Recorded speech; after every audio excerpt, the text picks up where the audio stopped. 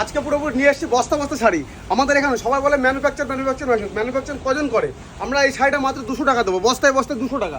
এরকম কালার 200 টাকা করে। কি হচ্ছে?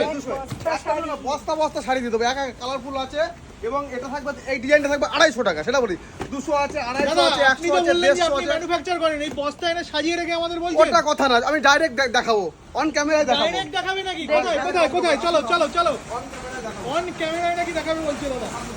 চলো, এই দেখেন বস্তা বস্তা শাড়ি আমাদের। বস্তা শাড়ি কোথায়?